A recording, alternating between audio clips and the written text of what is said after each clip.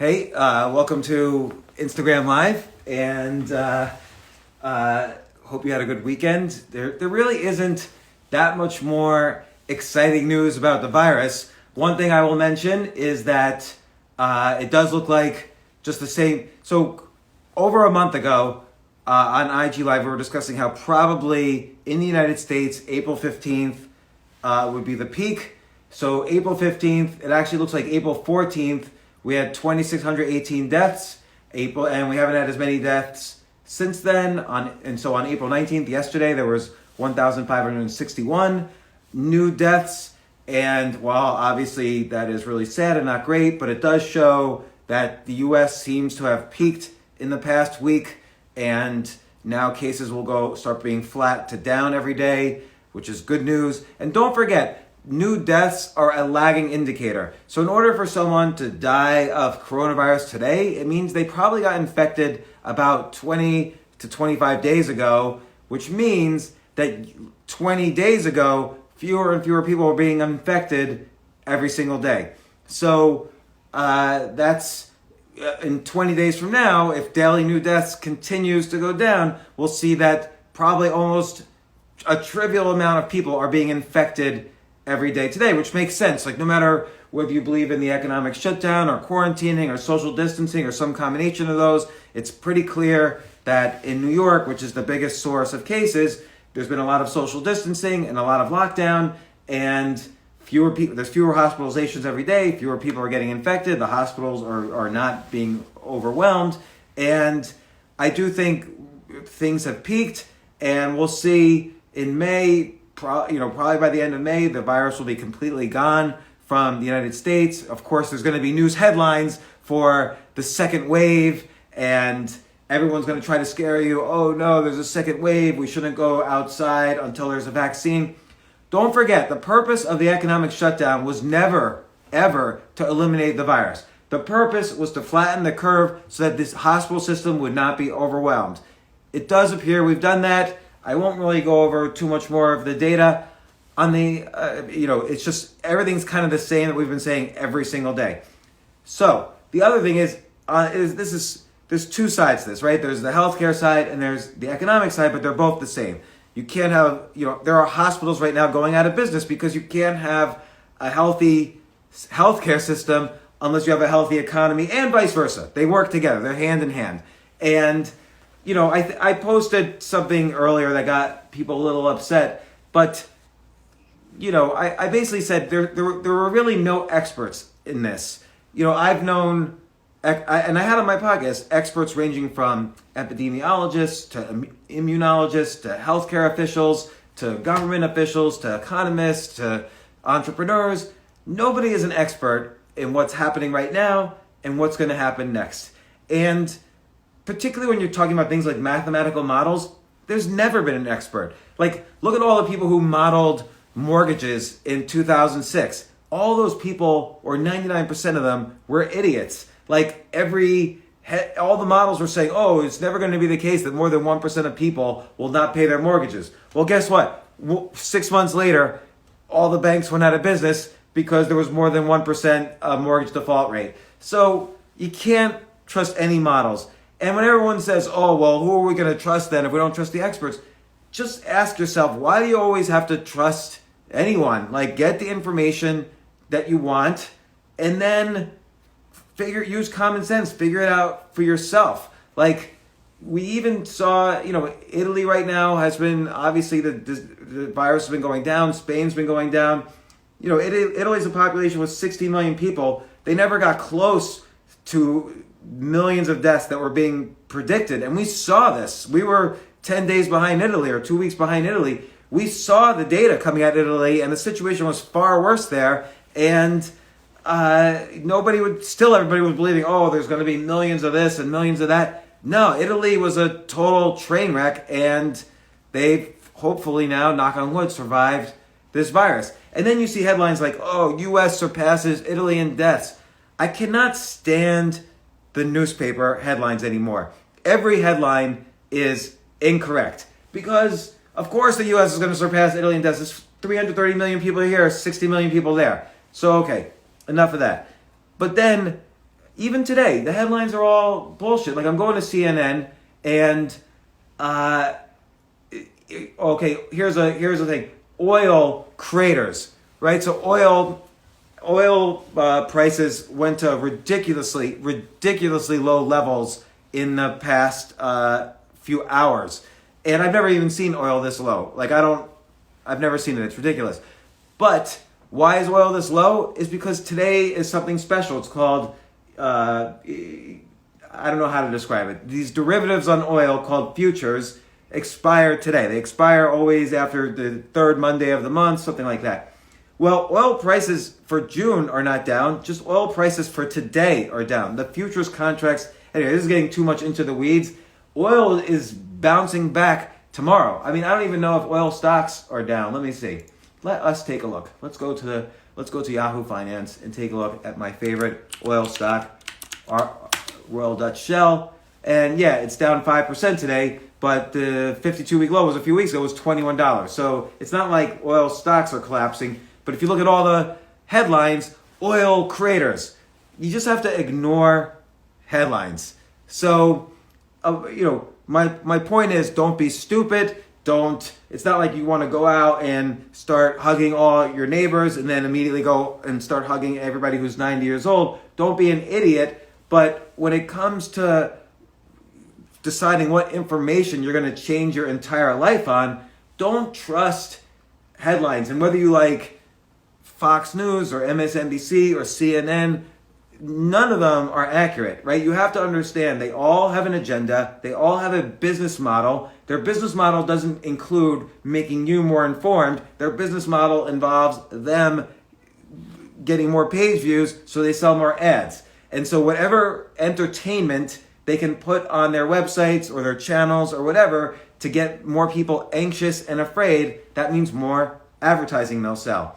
So, and the whole thing about experts, let's not forget, just whatever it was, 220 years ago, George Washington, trusted the experts. He had a cold and he wanted to get better. And back then, the theory of disease was that all disease was basically baked into your blood. So what they would do is to cure you of disease, they would have to drain your blood as much as possible. So they kept draining over a period of a week or so George Washington's blood, and he wasn't really getting better, probably because his blood was being drained out of his body, and he ended up dying. And so that was a case of George Washington trusting the experts.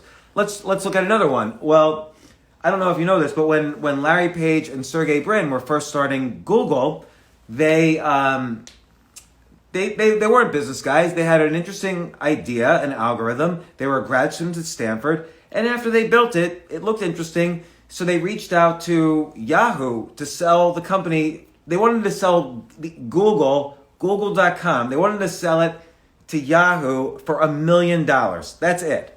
And Yahoo said, we don't think so. No, we don't want to buy Google for $1 million. And of course, Google's worth $1.5 trillion now. But, again, Yahoo was some pretty smart guys, and they didn't want to buy, instead of buying Google, they bought broadcast.com for $4 billion. And when's the last time you went to broadcast.com? So again, the experts they're not always the experts. They don't always know what they're talking about. And that includes, I'm not an expert at anything, and I'm just spouting off here, and I'm just basing it on experience. Like a lot of times, really great authors who've done really great scientific research about confidence or about productivity or whatever, they want to come on my podcast and they have all these scientific studies to talk about, well, here's what you do to get more productive or to be more confident. I don't have any of them on because none of that scientific research means anything if you can't apply it in practice. I like to have people on who went from a position, let's say you're going to talk about confidence. I want to know, maybe you were in jail and you were released and you have no confidence. And then over time, you built up a business, you built up leadership skills, you built up your confidence, maybe became an athlete. And who knows, you built up confidence from your own internal viewpoints and perspective and unique perspective and energy. And you're able to speak from your own experience about confidence as opposed to some scientific research. I like people to come on my podcast who, I don't think you can research your way to action. I don't think you could think your way to action. You have to do things, you have to experiment with life, and then you have action. So whenever I'm trying new things, I experiment. So I'll experiment with a business model. I'll try out a mini version of the business model, or I'll experiment on an idea for a book. Maybe if I think something's going to be a good book, I'll write an article with the title of that book and see if it gets more clicks than other titles or other articles. If it does, that might be a good idea for a book. I'll tell you a situation I was once in. So I had a deal with Hay House, the publisher. They published my book, The Power of No, and I had a deal with them for another book called The Power of Ask, because I always have a hard time asking people for help, asking people for favors, I have a hard time asking people things. And so like even asking people to lunch, I have a hard time doing that. So I was going to study it from my own by experimenting. Okay, here's different methods for asking, and I'm going to try it myself. And so I had this deal for a book, The Power of Ask. Hay House loved the idea, and I tested it out first, but I wrote an article called The Power of Ask, explaining my own difficulties in asking people for favors or help and what I do to try it. That article got huge engagement, so that was like my way of focus grouping the idea. And then I pitched it to a publisher. Hey, why don't we do a book on this? Here's my results. People are more interested in this than this. And they said, great, I got the book deal. I never wrote the book, had to give back the money, but it is what it is. Like that happens too. I'm going to ask Jay if he's sent me the questions. Yes, thank you, Jay. Let's see. What about the latest economic indicators that could affect the stock market further? Well, here's the thing about the stock market right now. On the one hand, we have a lot more certainty than we had 3 weeks ago. So what's become more certain? Well, it's pretty clear now New York City, which has been the capital of the world in cases and deaths, New York City is past the peak, and so that means the U.S. is probably past the peak, as I mentioned earlier, so that's become a little bit more certain. What's become certain also is 3 weeks ago, some people were saying, oh, we're going to need a lockdown for 18 months or until there's a vaccine. You guys got to get a grip. We're not going to have a vaccine so quickly. And if we do, that's great. But they've been working on a vaccine for the common cold for 50 years. The common cold is a type of coronavirus. COVID-19 is a type of coronavirus. I don't know why we're going to have a vaccine so quickly right now, so I'm not waiting for one. And I don't think the economy can be on a lockdown for 18 months. The good news is, though, is that I have spoken to, the podcast is out today, actually. I spoke to Jim McElvey, who's the co-founder of Square, and he's the deputy chairman of the St. Louis Fed. Such an interesting guy to speak to. He wrote a book called The Innovation Stack. And he was saying basically, and he explained to me, the Federal Reserve can basically survive, can basically keep bailing out the economy for as long as need be. And he described why there wouldn't be hyper. I asked all the usual questions. Well, won't there be hyperinflation? Won't the economy fall apart? And he kind of went through everything, and it was interesting. I do think the economy gets more and more further away from the old normal when we're looking at what the new normal is. The longer this shutdown lasts, like people, will keep having habits, and they'll start to cement these habits of not eating out, not going out, not buying things, and so on. But the other argument is, right now we're kind of like in drug rehab. So we were drug addicts, and the economy was our drug, and consumerism was our drug, and now we're in drug rehab. And typically at the end of an addict going to a rehab is that they give up the drugs. But once they get back home and they're hanging out in their old neighborhood and they're hanging out with their old friends, 99% start using drugs again. So I kind of think that's what's going to happen with the economy. We don't really know what the new normal is going to be, and we're all on lockdown right now. But once the lockdown's over, then I do think, despite what we think now, we're just going to go outside, and people are going to want to take their dates to movies or to restaurants or to bars, and just, it'll start to be business as usual. And so what you got to watch out for is all the headlines that say second wave here. Again, it might not be a second wave. We might find more about medicines that help alleviate the symptoms. So the second wave might not be a big deal. Certainly the virus is going to mutate. The virus has mutated thousands of times since it first came out. And I don't know if it's deadlier or not, but it'll keep mutating, and so we don't know. And here's what you have to know: the stimulus is going to hit the economy. So here's an interesting fact about the stimulus. Probably this quarter, 2 trillion, maybe a little bit more, will come out of the economy. I've certainly spent much less than I normally spend in a month. Probably everybody else listening to this has spent less than they usually spend. So the Federal Reserve has estimated that maybe $2.2 trillion less will be spent this quarter. Hence, they passed a $2.1 or $2.2 trillion stimulus package. So all the dollars that are not going to be spent are going to be added back to the economy from the stimulus package. But then you have the Federal Reserve cutting interest rates, which means if interest rates are 0%, people will start borrowing money more, and they'll start spending the money. They'll eventually start buying houses or buying other big objects. And then the people, that money flows through the economy, and the bigger stimulus from the Federal Reserve cutting interest rates, that is much bigger than just the paycheck loans and the one-time checks, the UBI one-time checks.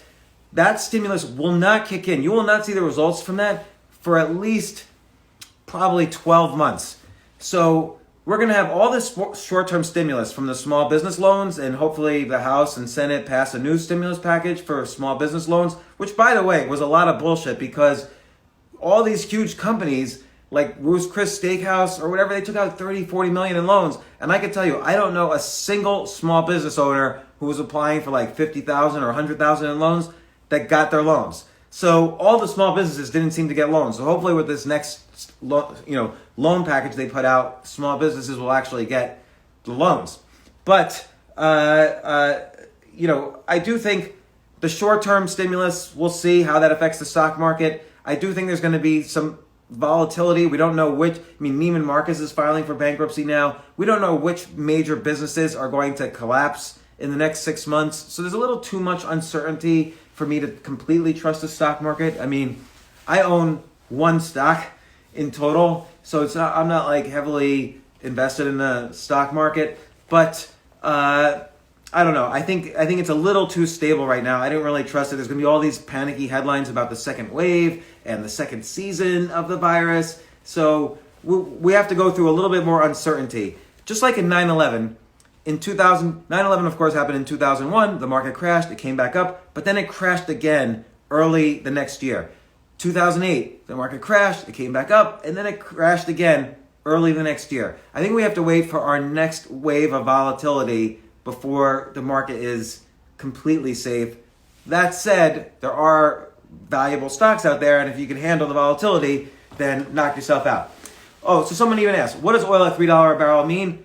Oil is not at $3 a barrel. If you had a barrel of oil right now, you could sell it for $25, trust me, or $24 or $23. The headlines are oil craters to $3 a barrel. That is a BS financial engineering scam. Someone made a lot of money off of that today. If you check oil prices tomorrow, I can guarantee you they're going to be back above 20. And you can't even buy oil. It's not like you can buy oil for $3 and then sell it tomorrow for 25. The oil price right now is based on these weird derivatives called futures contracts, and don't worry about it. Oil did not crater to $3 a barrel. That is some manipulation. What's my opinion of Switzerland? They didn't even shut down the economy, and they are fine. I think you said it all in your question. Switzerland did not shut down their economy, and they are fine. We don't really know anything. Here's what we know about this virus. We know that the virus is and this is what I said a month ago, or a month and a half ago. The virus is a beginning, a middle, and an end. Flattening the curve is a good thing, but we don't know.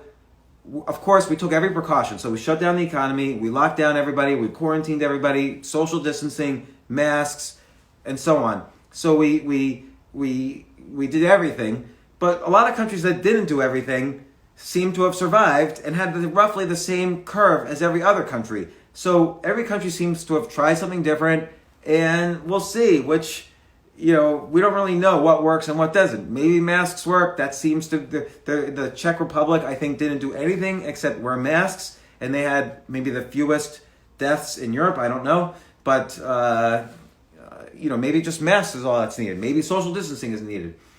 Someone said, we will not see the economic impact of the SBA loans for 12 months. No, we won't see the economic impact of the Federal Reserve cutting interest rates for 12 months.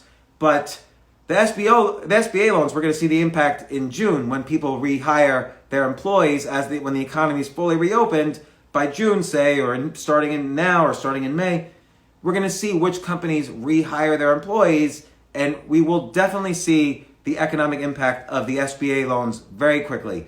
But the biggest impact is the cutting of interest rates, and that we won't see the impact for 12 months, and 12 to 18 months is typical. And we will see a huge impact from that going all the way through 2021. So I do think we'll see some impact. We are already seeing some impact from the stimulus loans, but not much. We won't see until the economy reopens.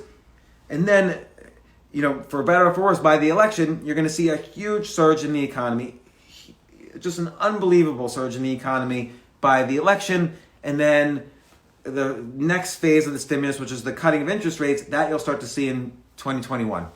A book list of the last 10 books I've read. So just recently, a lot of books, by the way, I'm a big fan of rereading good books because how much do you think you'll remember? What percentage do you think you remember of every book you read? So when I read a nonfiction book, maybe while I'm reading, I'll be like, oh my gosh, this is amazing. I should remember this. But I probably only remember about 1 or 2% of the book when I'm finished. And let's say a week goes by. So rereading helps me to remember another 1 or 2%. As I grow, if I read a book a year later, again, different things might stand out to me. So I just reread Robert Greene's Mastery. I'm reading right now a book by Jill Lepore, who's a historian. She wrote a book called The Truths, and it's about it's a book about American history from 1492 to now, and it's very interesting to think about, how damaging the impact of Europeans had on America, but I guess that couldn't really be avoided. There was going to be conflict anyway, but I'm still in the beginning of that book. I'm rereading the book Hollywood by Charles Bukowski. I love how that book begins. The first sentence of that book is what I think is like an ideal first sentence. And, I recently read the book Transcend by Scott Barry Kaufman, who was on my podcast. And that book was about a new look at Maslow's social hierarchy of self-actualization. On the bottom, you have to satisfy your physical needs, then your social needs, then your career needs, and then self-actualization. So Scott Barry Kaufman has a different way of looking at it in the book Transcend. I also read the book Limitless by Jim Quick, about all his techniques for improving the brain so you could be smarter and more energized. And then after I read that book, I rewatched the movie Limitless with Bradley Cooper, which is great. So when will conferences and trade shows come back? I don't know. I don't know if they're going to come back this year in 2020 at all, and I doubt they'll come back in the beginning of 2021. I feel bad if you're in the trade show business or if you're in the event planning business. It's probably not a good business to be in right now, but I don't think it's coming back so fast. And I want to comment. Some things will come back faster, and some things will get bigger. Like e-commerce will come back faster than ever. Because they probably didn't even go down. Like e-commerce sales for groceries, for clothes, for books have gone up a huge amount. I think Amazon said their sales of books in the past month has gone up 700%, which is amazing. And of course, groceries are up huge. Restaurants are delivering. So anything relating to the restaurant business is important. I've said before that airlines are going to go out of business. I thought they were being bailed out. Great question. How are they going to go out of business if they're being bailed out? They might not, but I'm saying they should have been not bailed out. They should have been allowed to go out of business. There's no reasons why airlines or cruise lines. There's no reason you can't let these things go out of business. So who loses when they go? If Delta Airlines goes out of business, they're not going to go out of business. They're going to go bankrupt, which is different than going out of business. So bankruptcy just means they send a message to everybody they owe money to, and they say, sorry, we can't pay you. Can we negotiate? That's what bankruptcy means. And so these airlines have a history of going bankrupt and renegotiating their debt. As an example, how many times has the Trump casinos in Atlantic City gone bankrupt? I think 3 times. And what they do is they basically say, sorry, we borrowed a lot of money from you. We can't pay it back. We're going bankrupt. So you either negotiate with us or we shut the doors and you never get your money. And then, so the losers in those situations are the people who borrowed money or who lent money to these companies. So why should the U.S. taxpayer have to pay for the people who lent the airlines money? I would rather have seen that $50 billion go straight to either small businesses or straight to the workers. Why bail out these airlines? You know, there was this company, Whitney Petroleum, that a few weeks ago, they declared bankruptcy.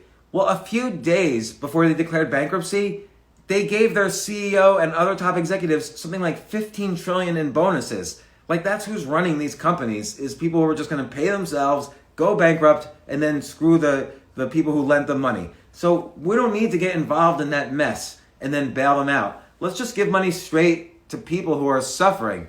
There's a lot of people who are in economic hardship, and what we're seeing is rise in calls to mental health hotlines. Indiana, instead of getting 1,000 calls a day all through last year, they're getting 25,000 calls a day right now. And that's Indiana, which doesn't have a lot of cases, but they have a lot of economic hardship. The Bronx in New York City is getting 6 times as many phone calls a day about child abuse. So there are issues with economic hardship. So what do I think will happen to real estate? I do think it's going to be just like, imagine the entire country like the same as downtown Manhattan after 9/11. So I lived in downtown Manhattan after 9/11, and I had a house for sale. I could not sell it for an entire 1 year, 3 months after the 9/11 bombings. So I think the entire U.S. is going to be like that. It'll take about a year and a half for real estate across the whole U.S. to come back, but then it'll come back stronger than ever because 2 things will happen. People will be moving from urban areas to more suburban and maybe even rural. People will be moving to hotter parts of the country because there might be some evidence, particularly if there's some evidence that these viruses don't like heat. More people will move to Florida and places like that. I do think real estate's going to come back. So again, the 9/11 example, if you waited 3 years after 9/11, prices surged in my area. So an apartment that might have sold for $2 million right after 9/11 sold for $5 or $6 million by 2004. So I do expect that one thing that real estate really benefits from is when interest rates are cut. So the Federal Reserve cut their main interest rates from 2% to 0%. So that's going to have a huge effect on real estate, enormous effect on real estate. But again, like I said, within 12 to 18 months, not immediately. So if you're thinking of selling a house, then wait 12 to 18 months. By the way, if you're thinking of buying a house, my guess is right now or June through September are going to be the best times to buy a house. So I would not do either, but who knows? I mean, if things get to be cheap enough, then you could start to view it as an investment. Why does Harvard, a university with a $41 billion endowment, need $9 million from the CARES Act? Good point.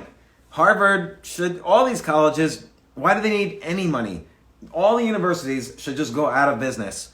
Because you just send kids out into the real world, have them do the apprenticeship model. They'll learn more, they'll make more friends that are useful for their entire lives, and I don't know, they won't get hundreds of thousands of dollars in debt.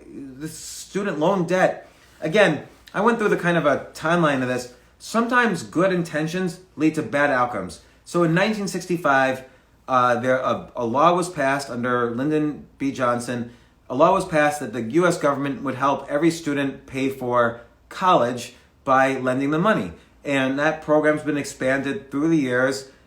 And so what's the net result? Tuitions have gone up faster than inflation every single year since the 1960s. And student loan debt now is $1.6 trillion. And it's the one kind of debt that declaring bankruptcy, you can't get rid of that debt. So it's just insane how an entire generation of Americans, the entire millennial generation, has been basically been taken prisoner by the student loan program. Like, it used to be the case, you could graduate college, you didn't have that much debt, so you would start a company, or you would invent something, or you would write some software, or you'd start, hire people, you'd start businesses to hire people.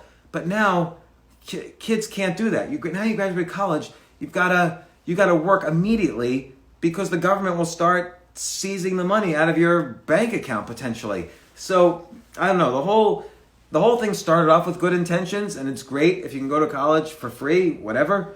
But good intentions often lead to bad outcomes. So someone asked earlier about airlines. How are the airlines going to go out of business if we're bailing them out? This is a case where there's good intentions. Let's bail out the airlines, but there's going to be a bad outcome. Is that the airlines are not going to be an efficient business model for a long time now, and we'll see. They're probably all going to go bankrupt anyway. I'm not jumping in an airplane the day this is over, so we'll see what happens. Industries that I think will improve. Well, obviously, online social media will improve. Online commerce. So check out a site. This is an idea. Check out a site called Flippa, FLIPPA.com. This site lists e-commerce sites that are for sale.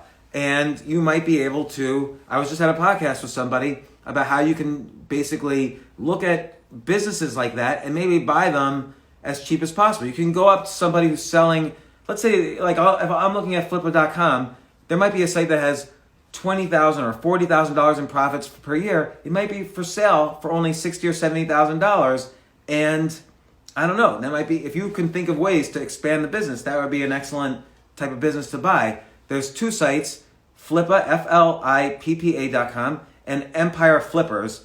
So Empire and Flippers, FLIPPERS.com, that list websites for sale. But there's other ways you could find websites for sale. As the guy on my podcast just suggested to me, you could call your accountant, you could call your lawyer, they probably know people. So there's lots of these e-commerce sites that are doing great and are for sale, and you could buy them. And that's certainly an easier route to starting a business than starting your own e-commerce site from scratch and trying to build it up. And you could ask, well, what if I don't have the money to buy an e-commerce site? And again, the conversation I just had with this guy, Carl Allen, he describes in detail how you may be able to negotiate deals for almost zero. Like sometimes people, they want to sell their business, or even a laundromat or a dentist's office or a restaurant, they want to sell their business and they want to retire, and most businesses just shut down. They don't get sold. So if you go in and say, listen, I'll just buy the business from you and I'll pay you over 10 years what the price you want, you might be able to get that deal. If you make that deal to enough people, you could buy a business for 1/10 the price or almost nothing and pay it out over 10 years, because the only other choice the owner has, particularly in this environment, is to just shut down the business. So why would the owner do that when you're standing there saying you're willing to pay it out over 10 years? So that's called seller financing. It's a great business model. You could buy a pre-existing anything, laundromat, movie theater, bookstore, e-commerce website, dentist's office. You could buy whatever kind of business you want if it's the right deal, and you don't have to spend a lot of money. So I think that's a great business model. How do you find what businesses are for sale? Your accountant, call your accountant, he knows. You call your lawyer, that person knows. Go on LinkedIn, you might be able to find out, or go to one of these business broker sites like Flippa or Empire Flippers, or I don't know what it's called. I have it right here. BuyBiz or BizBuySell.com. You can see what businesses are being listed for sale, and it's interesting. So it's sort of like if you were to buy a house, don't just look at the real estate listings. Go to the court system in your state and see which house is being dealt with in probate court, like maybe a death or a divorce, and the couple is eager to sell quickly so they could have money. And particularly right now, real estate's probably down.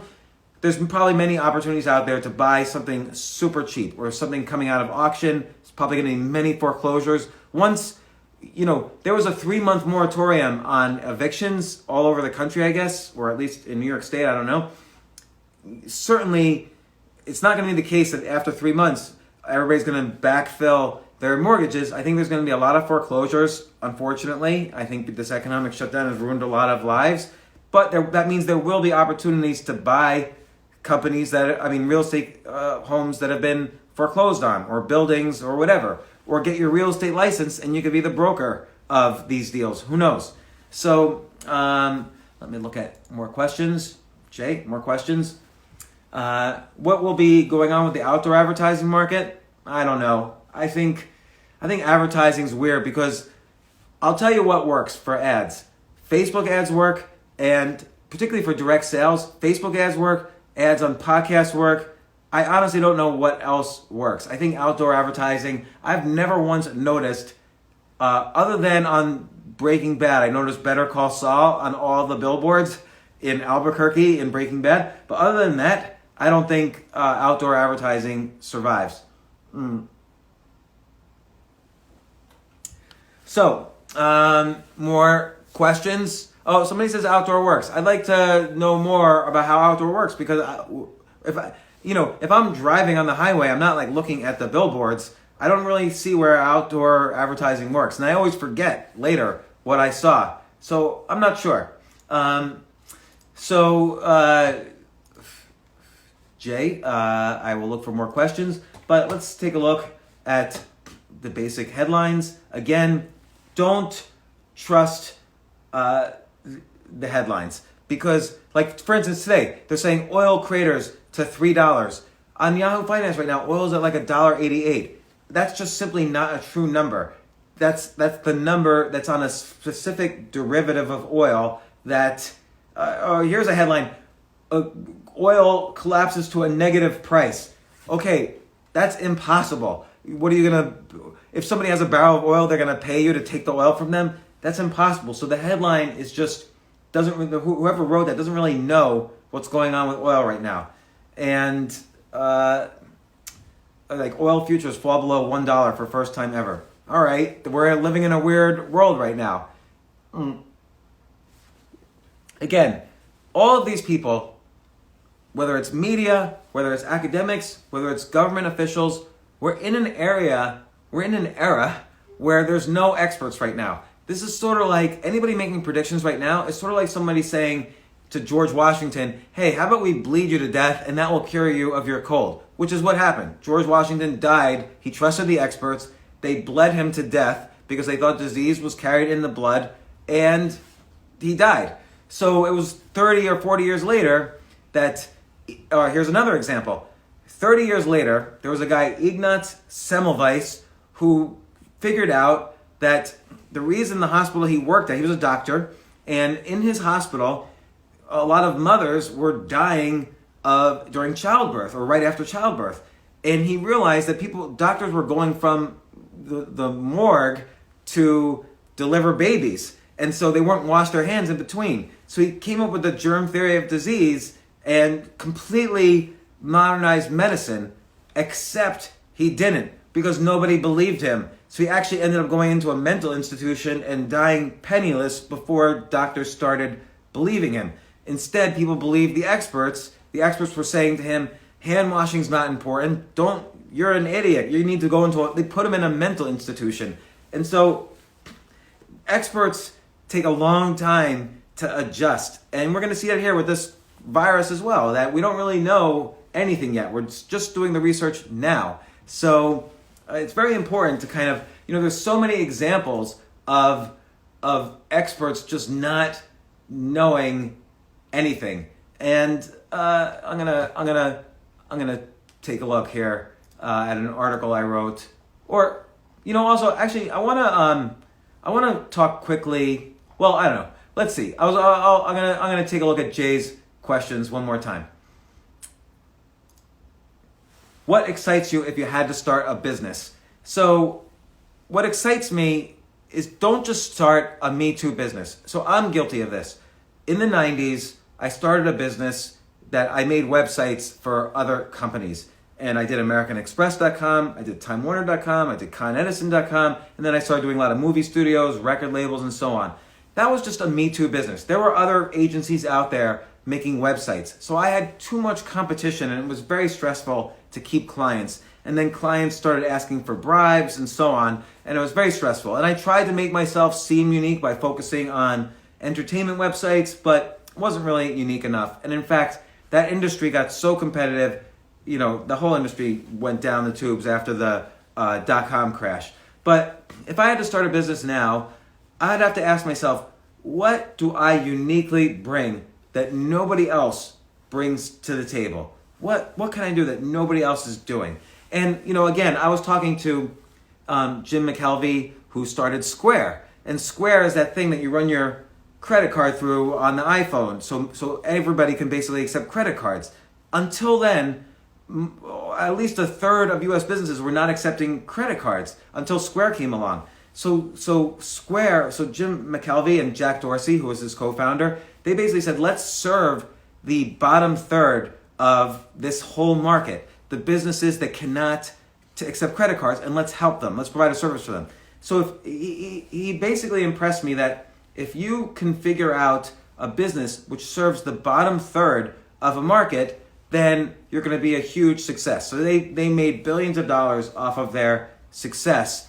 And, right now, because a lot of the economy still remains unbanked or there's always going to be a poor third of the economy, companies like Square became eligible to distribute some of the PPP loans, and their business is going to even increase. I bet you their stock's a good buy right now. I'm not making a recommendation, but I haven't even looked at their stock, but stuff like that is interesting. And, I think also what excites me now, I just had this conversation with this guy who gave me step-by-step how you can buy a business that might be for sale. And, a lot of businesses, something like 2.6 million businesses are for sale right now in the United States. And you could buy a business for 2 times their earnings. So if they earn $20,000 a year, you can maybe buy the business for $40,000. But furthermore, if you don't buy the business, they're going to probably have to just shut down. Many of these 2.6 million businesses that are for sale are just going to have to shut down. So they'll take a deal. If you say, look, I'll pay you out over 10 years. I'll give you $2,000 now and then pay you out of the profits over 10 years. They're going to say, yes, that's better than just shutting the business down. So that kind of idea of taking a business that already exists and buying it for almost no money and figuring out ways to increase it and increase revenues, or maybe buying multiple businesses and combining them, that's a strong business idea coming out of this coronavirus. Because if there's deflation and some businesses were going to go out of business unless you acquired them, and I think that's going to be true across every industry, you should just, instead of starting a business from scratch, you should figure out how to buy a business with little or no money and do a deal with the seller so you could stretch it out over time, what you pay them out of their profits. Do good due diligence, have your lawyer do due diligence on the business. But I think there's going to be tons of opportunities to buy or start businesses when this is over. But the important thing I want to stress again is, do not trust any headlines. The experts every day, every day the experts are saying something different. I'm glad in this one situation. I'm thankful that we've been consistently saying April 15th seems like it'll be the peak for this wave of the virus in the US, and that, sooner rather than later the economy should reopen, because, New York and New Jersey, again, are more than the other 48 states combined in terms of cases, and eventually New York City is going to go back to business, so why shouldn't the rest of the country go back to business? What to do with a large meetup group? I would, if the meetup group is, I'll use an example. John Lee Dumas has an excellent podcast called Entrepreneurs on Fire, and he had a devoted audience listening to him about how to do a podcast. So he set up a for-pay online group on Facebook. You have to spend $1,000 or $2,000 to join his group on Facebook. I would convert meetup groups to for-pay Facebook groups, because although I don't know, I have a meetup group also for Choose Yourself, and I don't know what you could sell it if it makes money, or pivot to an online community, sell more merchandise, sell a book into the online community. If you have an online community, keep hold of it, because if they value what you're saying, that's an opportunity for you to create content that you could sell to the online community. I mean, when I first started, so I was writing about financial stuff for 15 years. And then I decided, you know what? I still want to write all my newsletters, all my blogs for free, same amount of material, all my books, everything for free, same way I always do. But I'll take special content and I'll hire people, I'll hire analysts, from Wall Street, from banks, traders, and so on, and I'll create a special newsletter and that has high-end content, and I'll sell that. So there's always ways. I still write most of my stuff for free. That's important to me, to deliver value for free to as many people as possible. But if you're going to pay to build higher, once you have a big free audience, you can make a higher end audience that pays you, and that's how you can make a good business. So if you're really interested in diets or workouts, or you're a dating coach, or you know a lot about stocks and investments, or you have some other specialized knowledge, you could create an online community, an email list, that's your free, and then there's various ways to monetize. You could do a newsletter, you could do a course, you could do a podcast that you sell ads on, you could do a podcast that you then have Patreon specific content for people who donate to your podcast via Patreon. You could have merchandise, you could have books, you could do public speaking. So I called that last Thursday. I called that the spoke and wheel approach. Your wheel is your core idea, like let's say investments or investing, and then you have spokes like free email list, for pay email list, online course, podcast, and so on. There's all these spokes you can do to monetize. So how do you break into online writing for well-known news sites? Well, great question, and the answer is first, you could start with smaller websites or there's sites like Thrive Global or Huffington Post that their bar, I don't want to say their bar is too low because some websites have an infinitely low bar, but there's a pretty low bar for writing for a lot of websites. Start with those websites, start to get a following, whenever you write an article, the one most important rule is if you're not afraid to publish it, don't publish it.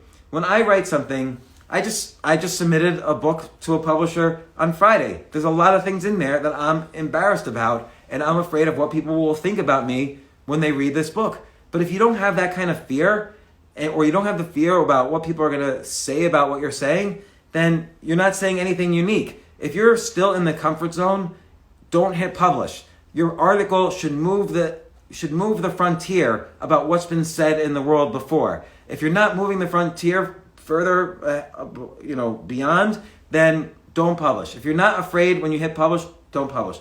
The other most important rule is the title has to be good, or else people don't click. People have 5 seconds of attention span; they will not click. Who do I admire or look up to in my spoke and wheel approach? So I admire myself. I have content and I write books. I make money on that. I make money on speaking. I make money on online newsletter, on podcasts. By the way, I don't make a lot of money, and I hire people for all these things, so I spend a lot of money. But for my ideas, I probably have a dozen different sources of income.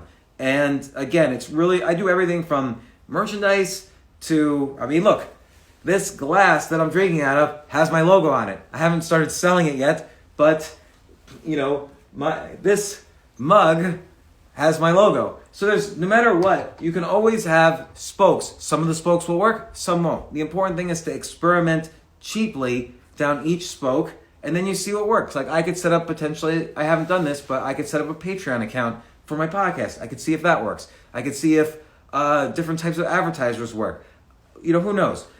I think there's going to be a business model in terms of creating an online exchange for small businesses to buy podcast ads or other types of ads. So if I have a podcast, I share all the data about my podcast, and then on this side is all the potential advertisers, so they don't have to go through a middleman. The exchange becomes the middleman and charges less fees. Right now, I pay a middleman, and I'm happy to do so. I pay mid-roll about 20%, I think, whenever they find an advertiser for me. And what if there was an online exchange, though, that only charged 1% or 2%? I think that's going to be a good model. Top 3 to 5 businesses to start or buy after coronavirus. Well, I was just talking to this guy on my podcast. He thinks manufacturing is going to be great to buy, engineering, logistics companies, because there's going to be more and more online delivery. So companies like trucking companies are going to be the ones that benefit. Anybody who's actually delivering, you can't use a Star Trek transporter. That's the one thing you can't do while sitting at home. You have to actually get the good, like a book or a piece of clothing or equipment or a car, and you have to ship it, to wherever it's going. So shipping companies, transport companies, manufacturing companies. This guy was describing to me a manufacturing company where they were making specialty parts for sports cars, like Porsches and things like that. And they switched to making specialty parts for a ventilator. And he told me something I didn't know. So let's say Honeywell sells a ventilator. Honeywell doesn't actually make the ventilator. I didn't know this. They didn't make any of the parts. They buy all the parts, they outsource someone to put it all together, and then they put their sticker on it, and then they sell it to the hospitals. So if you make one of those parts, you could get in the supply chain, and because there was a shortage of ventilators, you would make a ton of money. So this guy I just spoke to thinks manufacturers, thinks engineering companies, thinks transport companies will all be good businesses. I don't know that industry very well. I think online e-commerce businesses will do well coming out of this. And I described empireflippers.com might be a good website to look for those businesses, or Flippa, FLIPPA.com might be a good place. Sorry, I want to stay hydrated. I'll look here for any questions, and we have a few minutes left. So, so this guy, his businesses were the best ever when he, someone's just saying oil prices are down 36%. It's not true.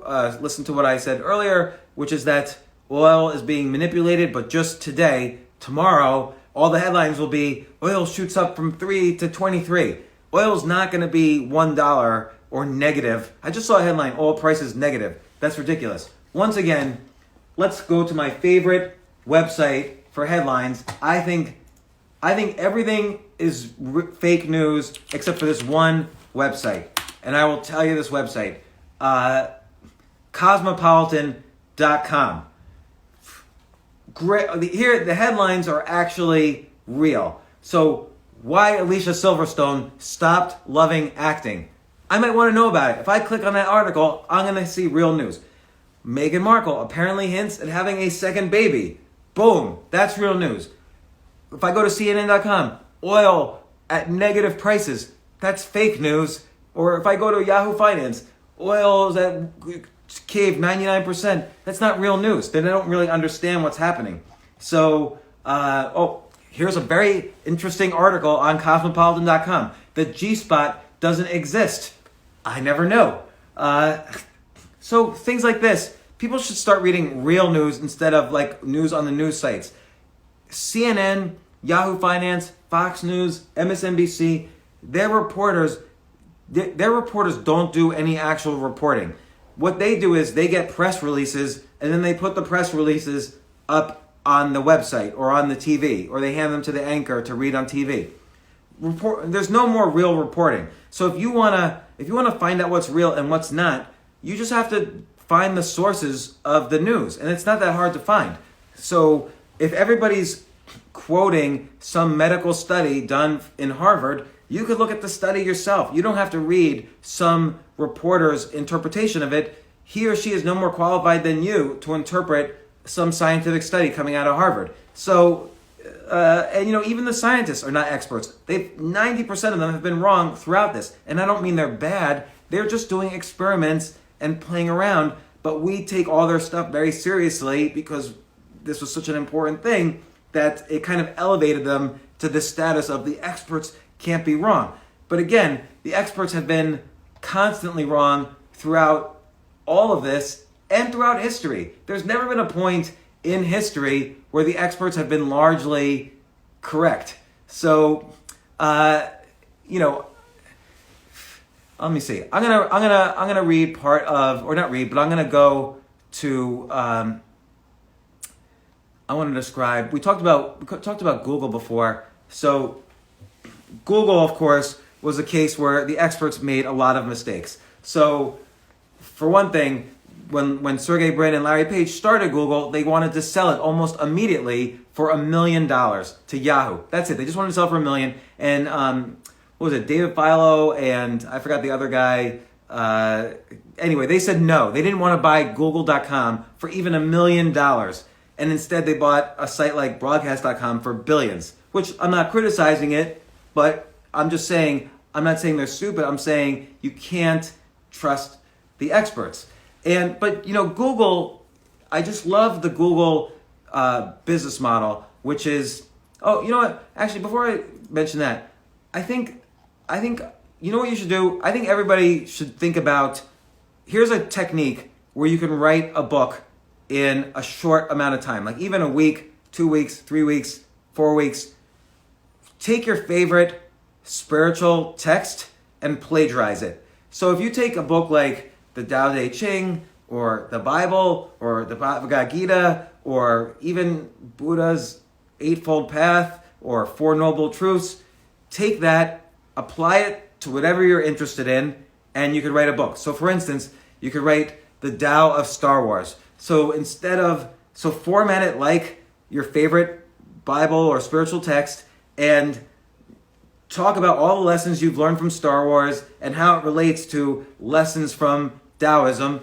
Do one a day, and in 30 days you have 30, 40, 50. Do 2 a day, you have 60. And then publish it on Amazon. You just upload it to Amazon. On Amazon, there's no word requirement. You don't have to have, your book doesn't have to be 200 pages. I just submitted a book to a publisher. I had to write 65,000 words and 250 pages.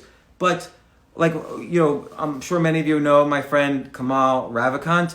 When he wrote the first edition of Love Yourself Like Your Life Depends on It, it wasn't 65,000 words, it was 8,000 words. And he uploaded it to Amazon, and that book sold like almost 1 million copies. So he made a lot of money on that book. He wrote a book that could have been, you could write a book like that in a very short amount of time, particularly if you have expertise. And what I'm suggesting with this technique, the plagiarism technique, is that find a book that has done well, extremely well, and the best books of all time history are these spiritual texts like the Tao Te Ching or the Analects of Confucius or the Bhagavad Gita or the Eightfold Path in Buddhism. Take some structure that has worked for 2,000 years and now and combine it with your interests, idea sex, and boom, you can create a book in less than a month.